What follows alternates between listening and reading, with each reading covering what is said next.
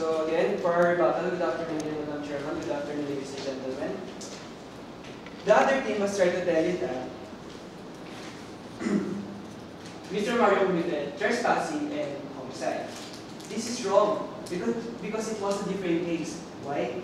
It was homicide that we're talking about. It was not trespassing and not even in the possession. So if you want to file another case, it's on you. It's another information. And it's also stated in the Bill of Rights that Bill of Rights Section 12 that no person shall be put twice in jeopardy of punishment for the same offense.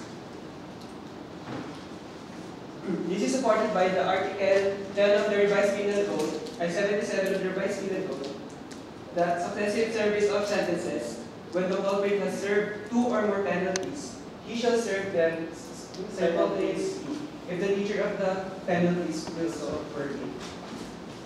So, in short, the trespassing is not, it can be related to the case, but it is not part of the case itself.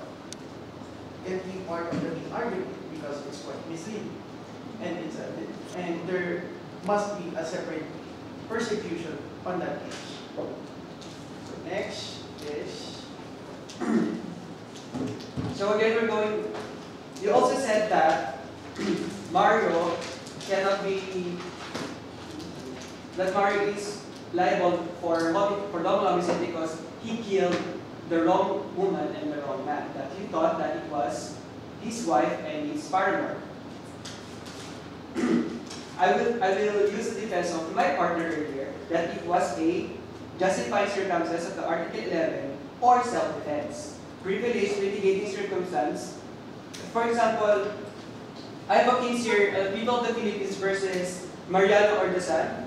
That was happened in September 1, 1991. And I will tell the story.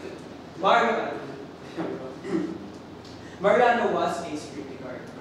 He was a security guard late at night by 12 o'clock. Then he saw a man approaching him. So as a security guard, what will you do? You saw someone approaching him and you will do your job. Because it's night and you cannot see clearly, Mariano mistakenly shoot the person and he killed. And he was not aware that the person that he killed was the owner of the compound that he was guarding. So Mariano was not sentenced to homicide because of the defense of mistaken of identity. So for the conclusion, Mr. Mario cannot be convicted of double homicide, but it was a mistake of facts and dismissal of acquittal due to the mistaken identity. Thank you. I shall now call upon the government to give their rebuttal speech.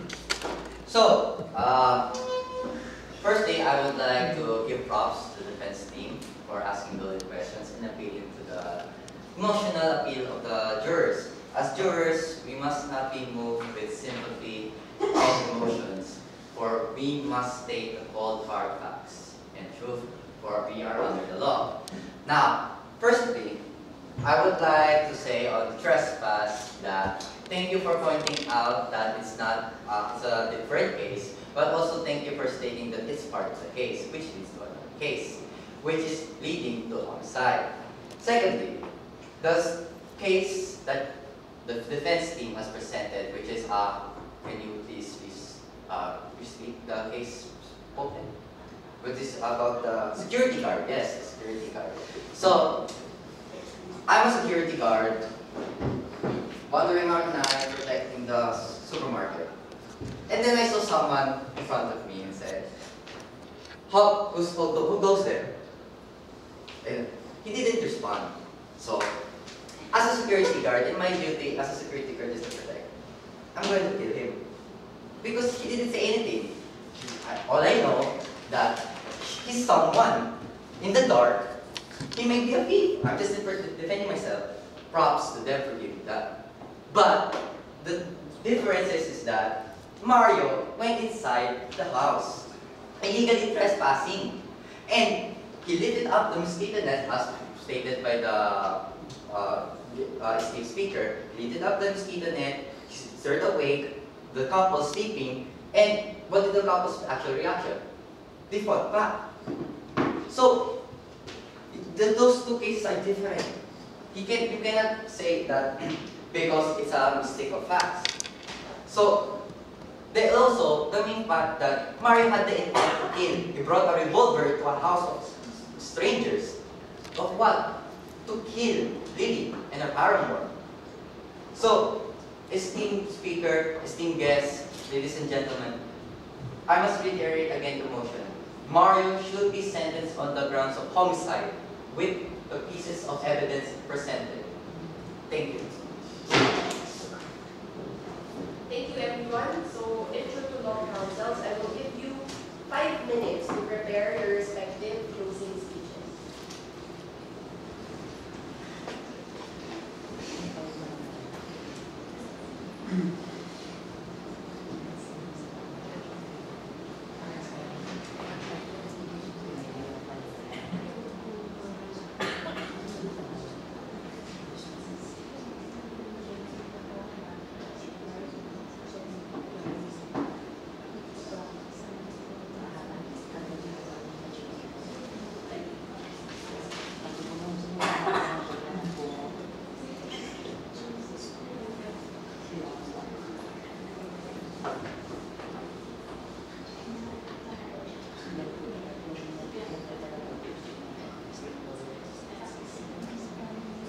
Madam,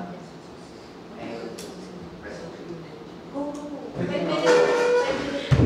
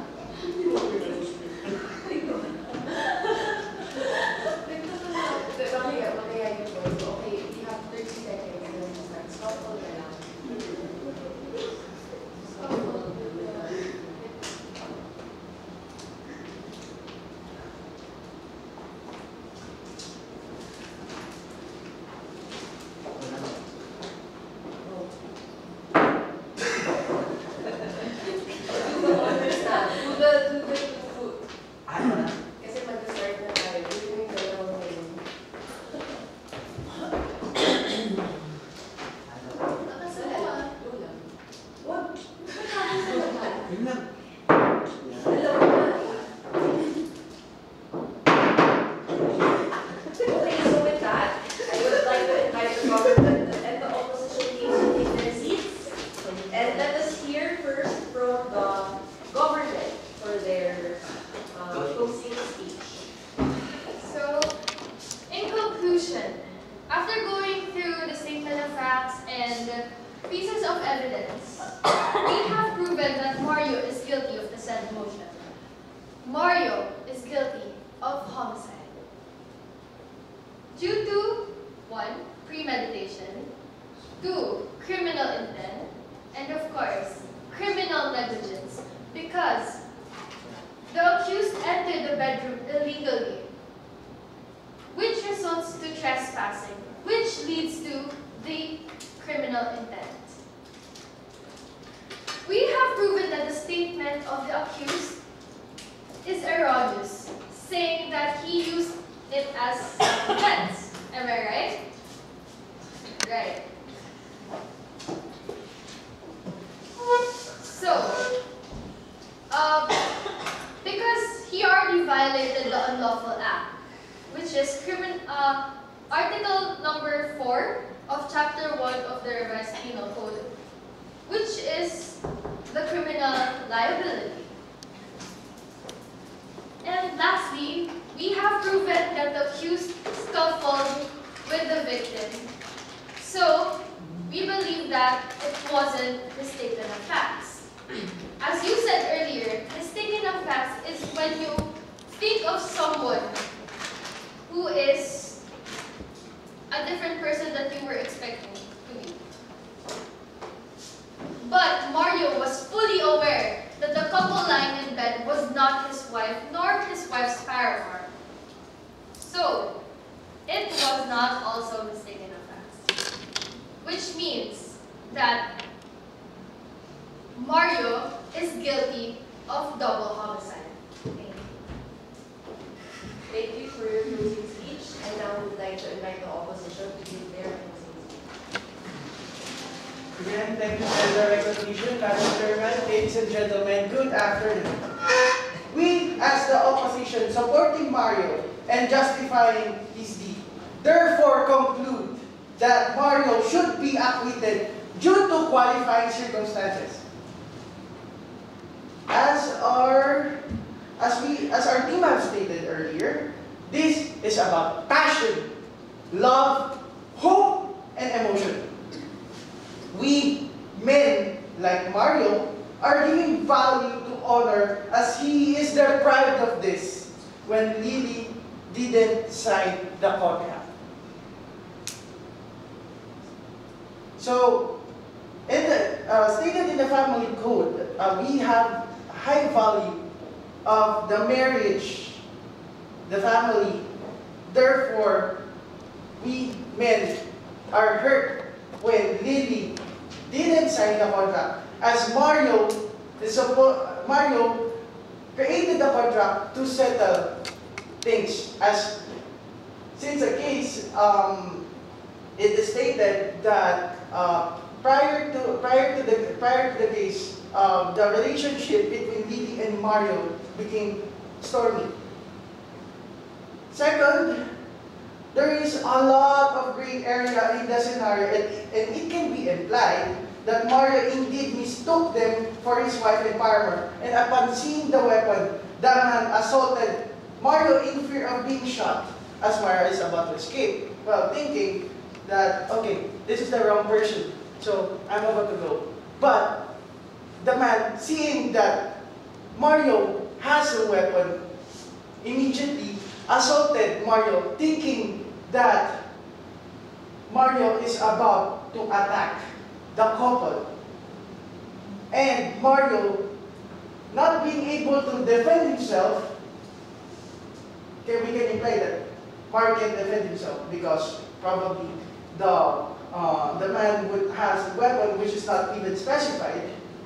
So we can imply that he can defend himself. He had no choice. He got the gun and shoot the couple. Third, trespassing can be related, but must be a subject of different persecution as stated by the Bill of Rights and supported by Article 11 of the Revised Penal Code. And also according to Article 69 of the Revised Penal Code. Due to justifying circumstances, the case can be lowered. The punishment can be lowered. So therefore, we therefore conclude that we are stressing that Mario should be acquitted because there really is a mistake of facts. And I rest my case. Thank you. Okay, let's give a round of applause. So we have now come to the end of the debate. I shall review my notes and your points and base it on yung mga na-discuss natin basis of the end of this debate, such as use of logical reasoning, case law, laws, emotional appeal, etc. Okay, so with that, the debate is adjourned. I will give your assessment during class next